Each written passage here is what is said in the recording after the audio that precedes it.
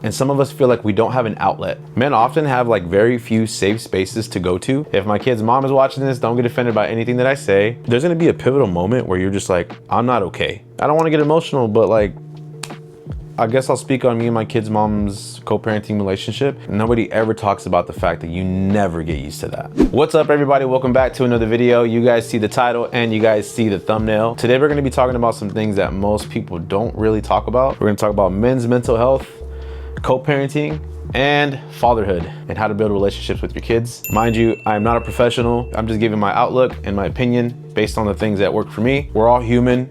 Men have feelings too. Men have their own struggles, and women too. Just want to give a different perspective from a male's point of view, because most men just don't talk about stuff. Thank you guys also for tuning in. I know I haven't dropped a video since December. I'm sorry, but life has been lifing, and I'm just trying to focus on making sure that I'm straight and I'm intact, and I have been. There has been a couple changes in my life lately, so I will be dropping a Q&A / life update here soon. That's going to be the next video, so stay tuned for that. At the end of the video, I'll probably tell you where you can submit some questions if you guys want to know what's going on. If you haven't already, make sure you guys subscribe to my channel, like this video, and turn on those post notifications. That way you guys know every time I drop a new video, you guys can watch it. And I haven't been posting on YouTube, but I have been active on everything else, so I'm going to leave all my links down in the description below, and they're going to be right here. So make sure you guys give your boy a follow at DJWill__. So let's get right into it. I don't have a full structure for this video. I'm just going to speak from the heart.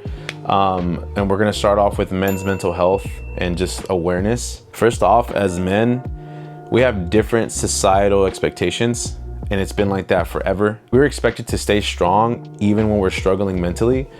And speaking on how we feel and what we're struggling about is really tough when it feels like society wants us to just like man up. I'm a big advocate when it comes to men's mental health. Like, for all the guys watching, never feel like you have to tuck away your feelings and hide your emotions just because you need to man up or because society says you can't do that. I feel like we're at a turning point in society where a lot of men are starting to put themselves first, and not in a bad way, just starting to love themselves more. And I think that's one of the biggest things for like men's mental health and overall mental health.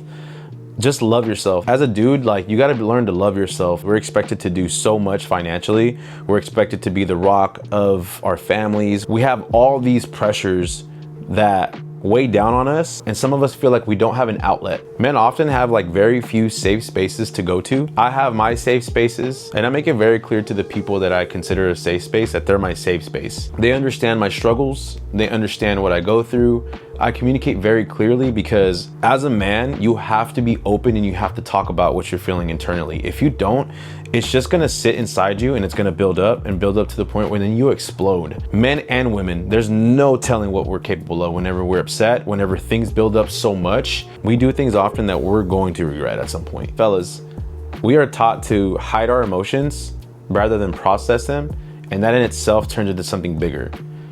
When we don't talk about what's going on internally, it really does raise the volatility of the things that we do. So if you're feeling like, man, there's a lot of things going on in my life, but I have nobody to talk to about it, or I feel embarrassed for feeling weak, or I want to cry, but I can't cry, my feelings are hurt, all that stuff, it just means that you don't have a safe space and you're probably struggling internally, and it's just gonna get worse if we don't nip it in the bud now. The things that have helped me starting off is I just started to focus on myself. Whenever there's any big life changes, whenever there's like a breakup, whenever there's like something that happens in your life, there's gonna be a pivotal moment where you're just like, I'm not okay. Like, I'm not okay at all. Like, there's something inside me that I haven't been able to process, or I have past trauma, or I don't know how to love correctly, or I don't know how to treat others correctly, or I'm always upset. This is just from experience and from what I've been through. Ladies, fellas, what's helped me a lot with coping is journaling. Journaling was a big major change in my life because I was able to express what I felt in those moments on a piece of paper, no judgment, and I was able to find an outlet for it, and I needed that. I need a judgment-free method of being able to process my emotions. Journaling has really unlocked this side of me that I didn't understand. Once you have the gift of self-awareness, your entire world changes. You see life through a different lens. And then the other thing too is practicing gratitude is just a major shift too, because instead of complaining and being negative about all the things in your life that are going wrong, all the things that you don't have, you practice gratitude and now you're just grateful all the time. I woke up today, I'm able to breathe, I'm able to see, I can feel, I can smell, I can taste. I have a beautiful, beautiful daughter. She's smart, she's healthy, she's the absolute best thing that's ever happened to me. I have a family that's alive and healthy. I have friends, I have a home, I have a car, I have money, I have food in my fridge, I have everything. The list can go on and on. I have nothing, absolutely nothing in this world to complain about. Guys, life has been really lifing lately, and whenever I get hit with these little curveballs or big curveballs, like gratitude has helped me stay grounded. And I think that's probably why I don't have any gray hairs yet, is because I just stay as grateful as I possibly can, because I feel like that's one of the biggest keys in life to stay happy. How can you be unhappy if you're consistently grateful for everything that you got? We have a lot more to talk about, so I'll wrap it up. My personal coping methods was journaling. Reading personal development books not only helps you change your vision on how you see life, but it also helps you personally develop as a human being. A lot of these personal development books are really good for your brain and for your heart and for your mind, because perspective is key. Journaling, reading, practicing gratitude, and gym. Gym. If you guys follow me on everything, I'm in the gym. I don't miss. Point blank and simple, if I look good, I feel good. That's it. Find your safe space, find your home, find your emotional home. My emotional home is my daughter and my friends. If I ever need anything, I am talking to them. I am communicating with them, and I'm asking for advice, or I'm just venting, and that's all I need. I am self-aware enough to understand that sometimes I need to talk about it and I can't just internalize it. There are some situations that I can internalize, but there are also some situations where I know I can't handle it myself. Let me reach out to somebody that can help me, or that would at least listen to me and hear me out. That way I get it out of my system. Don't feel pressure by society to man up. Your emotions are just as important as everybody else's, fellas. And if you're happy, trust me, everyone around you is gonna be happy. That energy resonates. Sorry, I didn't mean to ramble too long, but I'm really passionate about like mental health, especially men's mental health. I have fellas that do reach out to me on my Instagram and my Snapchat, and they're like, dude, like what you're doing, I love that. And you're such a good dad. And when did you start journaling? Does it really help? Love your consistency, dude. Like if I can influence just one person to do better for themselves, that's the reason I do what I do. I make my content because it makes me happy to make content, but I also want to help somebody. Okay guys, before I keep going, I would love to hear you guys' feedback, or if you guys have any questions, or if you guys are enjoying the content, drop it down in the comments below. I'd love to know your guys' opinions. But yeah, let's keep going. On to topic number 2. Some of the things that us parents do not talk about is co-parenting. Co-parenting is such a big deal. If my kid's mom is watching this, don't get offended by anything that I say.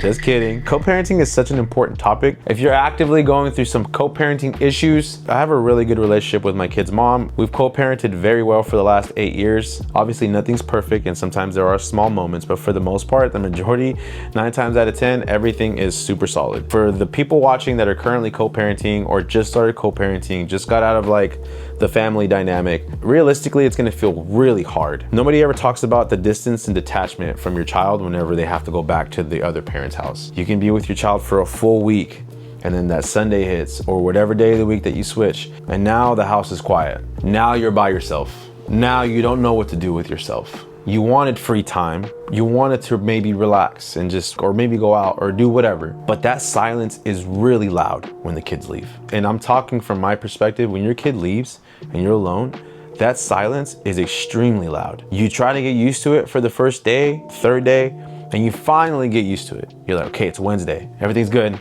Back to normal routine. My brain and my heart has processed that my child is at their mother's house. And then your child comes back.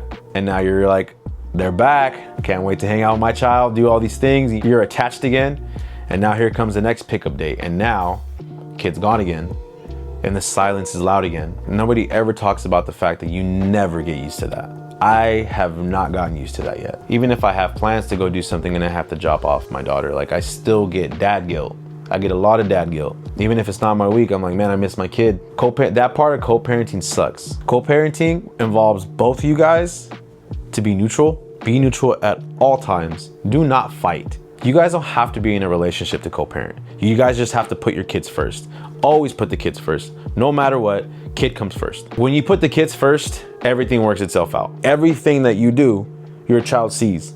They grow up and they see this pattern of their parents always arguing or always bickering or always this, oh, mom said this, dad said that, mom said, it stays in their head. Believe it or not, they remember everything. Don't start taking out your frustrations on the other parent, ever. It's a battle you're never gonna win. Don't be spiteful of your kid's mom because they find a new relationship. Ladies, don't get spiteful of the dad because he found a new relationship. Now there's boundaries like, hey, don't be bringing people around our kids right away. Like we need to make sure that we don't hurt our kids by bringing people around too soon, because they can exit, they can come back, and it's just not a healthy, stable environment. Think about the kids and think about their mental health, think about their heart, their emotions. I guess I'll speak on me and my kids' mom's co-parenting relationship. For the most part, we communicate very clearly on, you know, hey, this week me, this week you, this week me, this week you. Picking up and drop-offs from school. I can't pick her up today. Are you able to pick her up? Yeah, of course, I can. I don't have anything going on. I got it. It's never anything spiteful like, well, it's your week, you figure it out. Or, hey, Will, it's your week, you figure it out. Because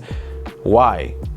That's your child. At the end of the day, you have an obligation and a responsibility to take care of your child. Even if it's not your week, take care of your child. You have to help each other out because your child will see that. And you want your child to grow up knowing that, hey, my parents didn't work out, but they're able to take care of me and they both love me. At the end of the day, that's what you want. That's what you want to give your kids. You want to make sure that they know that they're loved and that they weren't the reason that you two split up. I guess to wrap it up, stay neutral, don't fight, don't be spiteful. Don't ever weaponize your kids against the other parent. At the end of the day, you are both parents. That's both your guys' kid. Don't run away from responsibility. And the third thing I wanted to speak on today is fatherhood and building relationships with your kids. This can apply to both mom and dad. These are just my experiences. Like I said, I'm not a professional. I'm not a licensed therapist or a licensed parental coach, but I do know my way around parenting. If you guys follow me on social media, you guys know my journey with my daughter. That's my best friend, and she will always be my best friend. I've had maybe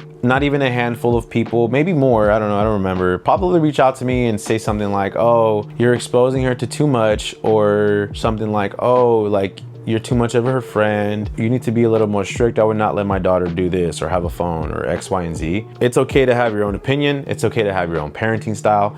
I respect that. I respect everybody's opinion. Am I gonna change the way I do things because of someone's opinion? No. The reason I'm not is because me and my daughter have an amazing relationship. She calls me just to call me sometimes. She's 11. Like, by this age, kids are like embarrassed with their parents. She tells me about her days at school. She tells me about what's going on at school. She tells me everything. Like, she's a very, very open book with me. And she's super honest with me. I'm super honest with her too. Obviously, there's boundaries. I want to give a quick example. There was an incident maybe a week ago where I was just not there. Like, I had a day. I had one of those days that I was just like, man, my mind was like racing. I couldn't go to sleep. Vivi, my daughter, she came up to me. It was actually in the hallway right here. She said, hey, Dad. And I'm like, what's up? She's like, are you okay? You don't seem like you're here today. It felt like time stopped because, one, she's 11. That takes a lot of emotional intelligence for someone to know that you're not okay and to ask you, like, are you okay because you are not here? She knew I wasn't here all the way. But when she asked that, it like clicked in my head, time stopped, and I was like, wow. I don't want to get emotional, but like, we're doing a great job as parents. Like, me and her mom, like, we're doing a great job. The fact that she was feeling comfortable enough to ask me that meant the world to me, because topic number one, men's mental health. She understands how important it is to ask a man or a boy or whatever, like, if they're okay. That means she understands. That means I'm doing my job correctly as a parent, as a father. And I looked at her and I wanted to cry, because when we go through motions in life as a man, like, it's really hard to be vulnerable. I'm fortunate enough to have gone through life experiences and be able to become vulnerable, but I wanted to cry because what kid asks their parent that? I never asked my parents, like, hey, are you okay? Because I never felt comfortable. I didn't understand, like, when I was that age, I didn't understand what that means and being present. And I looked at her, I was like, you know what, Mama, I'm not okay, and you're right, I'm not here right now, but thank you for pointing that out. I'll snap out of it right now. All that to say, like, being a friend and being a parent, there are two different things. I'm in the middle. There's a difference between respect and fear. Your child should never fear you. They should always respect you and what you say and what you do and the way that you operate life. They should respect that, but they should never fear you. My daughter doesn't fear me, but she respects me. She listens to what I say and does what I tell her to do. She always takes my advice. And that's enough for me. What else can I ask for? We're not gonna dictate our child's life all the way. We gotta give them some level of autonomy, because when they get older and they're 18 and they leave, they go to college or they move out, whatever they decide to do, I don't want my daughter to forget about me. And I don't want her to move on with her life and not keep me in there because she thinks I'm just her dad. I'm not just her dad. I'm her best friend too. You call me whenever you need anything, I am there. Some people may say, oh, you can't do that, you can't do that. That's your opinion and that's great. I'm choosing to have a great relationship with my daughter, and that's all I care about. I think building a strong relationship with your kids is important. And it also keeps you actively present in their life. Like, you'll know when they have problems. They're more prone to less likely lie to you because I can trust my dad or I can trust my mom. If you feel like you don't have that relationship with your kids, try. Like, we have to be better than our parents and better than their parents. And their parents. There's a generational cycle that at some point needs to be broken. A lot of us don't realize, but that cycle of the way that we treat our kids, or our parents treated us, or their parents treated them, it continues. And it takes self-awareness to break that cycle and do something better for them. I don't want Vivi to grow up to not know how to have relationships with people. I think the relationship with your kids translates into the relationship with their friends, and then later on in life when they start dating. Call me wrong if you want, but I feel like everything starts at home. If they're acting out at school, if they're not doing good in class, maybe we're not paying enough attention to our kids. Maybe we're not present enough. I feel like parenting is different pieces. Like, you don't have to be perfect at being a parent. You just have to work on it. Like, I guess to sum up this entire topic so I don't talk too long about it, my goal and my intention is to become a better parent to my daughter and just be the parent that I wanted in my life. Not to say that my parents weren't good parents. They were great parents. They provided for us. There were some things that were missing, and as I got older, they affected me a lot, and they've affected me to almost to this day, and things I never talked about. But my goal is to become the parent that I wanted for me. I love the relationship I have with my daughter. You guys see the relationship I have with my daughter. We are like best friends. We're always joking around. We have the same humor. Anybody that meets Vivi, they're like, oh, you guys are the same person. We got the same humor. We make the same jokes. In the future, I want to have more kids. When is it going to happen? I don't know. That's God's timing. But I do want more kids because I realized what a blessing it is and how fortunate I am to have had Vivi. So those are the 3 things that I wanted to talk about. I didn't want to speak too much on those 3 topics because there is a lot. I could probably go on for hours. I just wanted to give you guys a quick overview on everything. And mind you, I'm not a professional. Some of you guys may watch this and be like, what the hell is this dude talking about? He doesn't know nothing. Hey, opinions are opinions, but I hope genuinely that I could have helped somebody out. Maybe even just change your perspective on some things, because ultimately that's my goal. That's all I want to do, is just help people be better, do better, be happy. Like, my goal is to make people happy and entertain and to help people improve if I can. If you guys are still tuned in and watching, if you guys like this kind of content, like, drop a comment down below. Like, if there's something that you want me to talk on, that I'm open for all ideas that you guys have. I will do a Q&A video life update next. I'm gonna post it on my Instagram and on my Snapchat, probably my TikTok too, so you can submit questions anonymously. Today/tomorrow while you're watching this, I'm gonna put a poll up on each one of my platforms. Ask me whatever question you want. I'll be doing a quick life update. I do appreciate you guys so much for tuning in still. I know I've been MIA for a little while. Shout out to everybody watching. I appreciate you guys so much. If you guys haven't already, make sure you guys subscribe to my channel, like this video, and then turn on those post notifications. That way you guys know every time I drop a new video, you guys can watch them. I will see you guys in the next video. Peace. Baby, yo soy para ti, no es secreto. Ve vivir tu vida, yo te espero. Para siempre yo te voy a poner primero. Ya no quiero vivir la vida soltero.